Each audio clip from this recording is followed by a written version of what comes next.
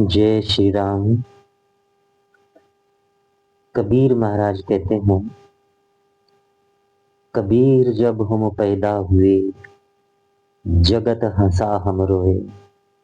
ऐसी करनी कर चलो, हम हंसे जग रोए। इस वाणी में हमारे जीवन का पूरा लेखा जोखा है।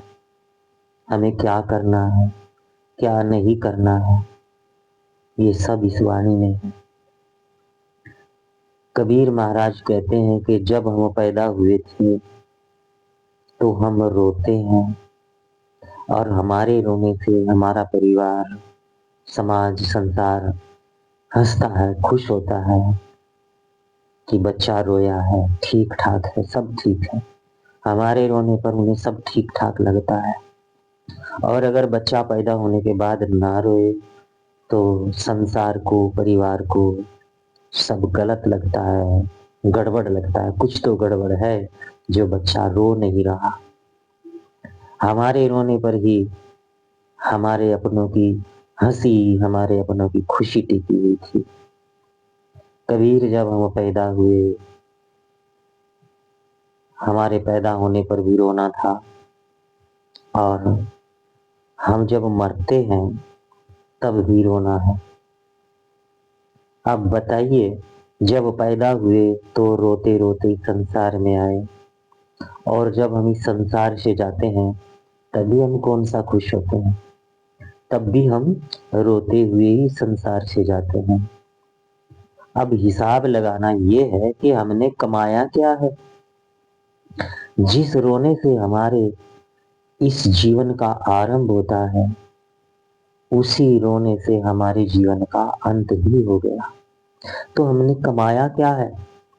हम सुबह से शाम तक खूब भाग दौड़ करते हैं, और शाम को घर आकर के हिसाब लगाते हैं, आज हमने ये कमा लिया, ये कमा लिया।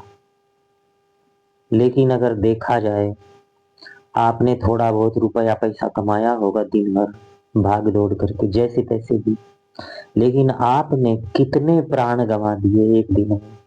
21,600 श्वास होते हैं एक दिन में, सारे गए। प्राण तो बहुत महंगी चीज है, प्राण गंवा दिए हैं। समय भी बहुत महंगा है, एक एक पल बहुत महंगा है, समय भी गंवा दिया है। सब घाटे में ही तो चल रहा है। उम्र घटती जा रही है, प्राण घटते जा रहे हैं। हमारी जो सत्संग की, जो हमारी आध्यात्मिक की ऊर्जा है, चेतना है, वो भी घटती जा रही है। शरीर की ऊर्जा घट रही है, मन और बुद्धि की पकड़ घट रही है। सब कुछ घाटे में तो चल रहा है। आखिर पर्चे पर क्या हिसाब लेकर के बैठते हो कि आज हमने इतने 1,000 रुपए कमा लिए? ये तो यही रह जाएंगे। लेकिन कमाना क्या है, आज दिन में कमाया क्या है, वो तो हिसाब लग गया। और उसका भी तो हिसाब लगाओ कि गंवाया क्या है। प्राण गए, घट गए, आयु घट रही है, बहुत कुछ है जो घाटे में चल रहा है।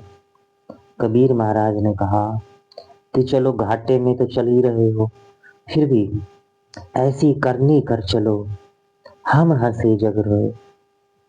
जाते जाते समय हम खुश हों कि ये नाशवान देह छूटी और परमात्मा की प्राप्ति हो। जा मरने से जग डरे, मेरो मन आनंद। जा मरने से जग डरे, मेरो मन आनंद।